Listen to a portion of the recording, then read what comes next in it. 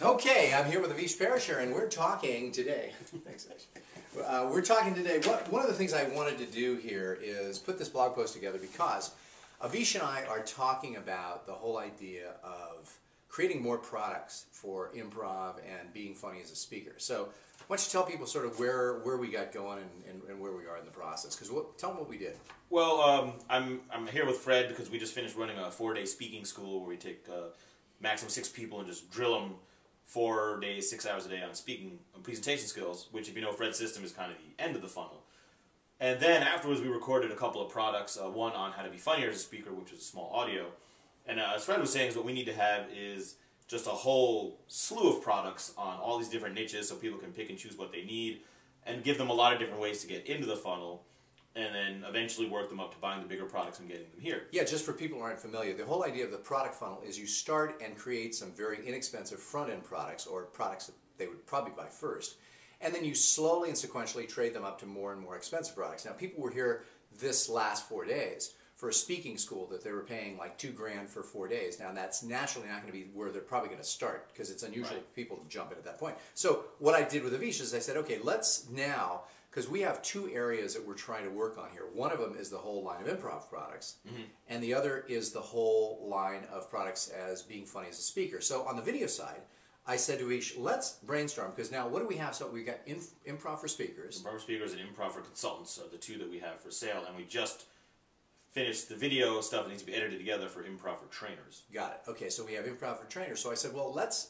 go a little bit further, because what we can do is we can take the core content on improv and we can do wraparounds, which is what that means is we can shoot videos that are about a given topic, and I use the example of all my marketing material. Like I do marketing for caterers, marketing for self-storage operators, and usually what I do with those is I start with this core marketing information, and then I customize around the edges. And so I said, hey, let's do that for the video side of this as well with the improv. So I came up and we were just putting it on a piece of paper here. The videos were improv for presentation skills trainers. And then Avish said, well, since most of the improv training you've done has been for team building or creativity, why don't we do it for improv for creativity trainers and improv for team building trainers. Got it. So then I said, okay, so that's the video side. So as it relates to improv, we're taking our concept, our core concept of improv training and how it can relate. Since we have improv for speakers and improv for consultants, now we're going to create improv for presentation skills trainers, improv for team building trainers, improv for creativity trainers. Now, moving to the audio side, I said, okay, well, one of the things, the other group is all of the folks that we're trying to help to become funnier as speakers. Right. So then we started looking at it, and yesterday we recorded a whole program, came out to about 75 minutes, which was on, and it's called? It's called Unleashing Your Inner Comedian, the Art of Being Funny Without Telling Jokes. Got it. So with that program, then I said, well, let's sort of drill deeper there. What are the component parts of that we can do separate products on? Maybe they aren't as long, maybe they aren't as expensive, but what are they? And so we came up with gesturing, emotions, advancing your story, reincorporation, which is not reincarnation, but it's a very different. Even though he's an Indian, it's so how to critique your own speech, watching others, character building. But let's talk about the process. What are we doing here, and really, how does it relate to improv in terms of creating more additional products? Because really, that's what this blog post is about: is to show you how you can start with your general concept, your general idea, and create a whole line of products, maybe not overnight, but at least create the titles for all those new products. Right, and what it sounds like you're saying is that we need to create improv comedy for information marketers.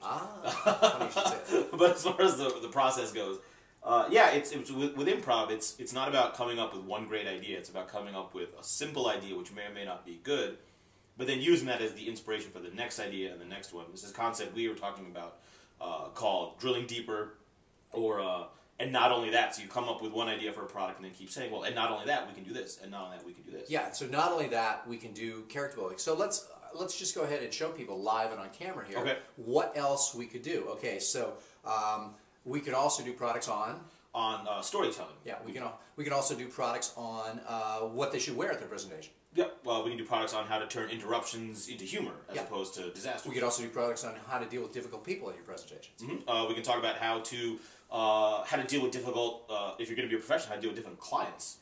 right before and after you speak, because that can throw off your entire speech. You can also do products on how to record and audio and videotape your products to review them later. And how to effectively use visuals or props in your speech. Got it. You could also do programs on how to deal with the venue that you're speaking at and all the problems that might occur.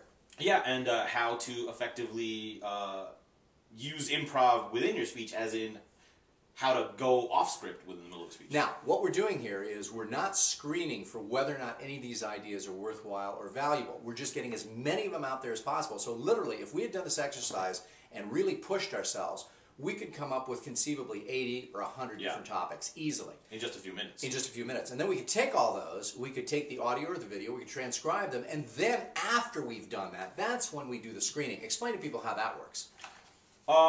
Well, that now gets into editing. You've got this all written out, and, well, there's two levels to it. Number one is you screen for what doesn't sound like a good idea, and that could be it's not monetizable or it just doesn't like something you want to do. Some of them you're going to look at and say, well, that's a big topic. Let's further break that down. Right. Some of them you'll say, well, that's such a small topic. That might be better as a blog post or article. And then finally, creativity is kind of an iterative process. So as you go through that list, reviewing it, more ideas are going to come to you. And the other thing, once you come up with your final list, then what you can do is you can start testing them to your list. You know, put a survey out there and find out what your audience and your list wants to see first or what they want to see last. Yeah, absolutely. There you have it.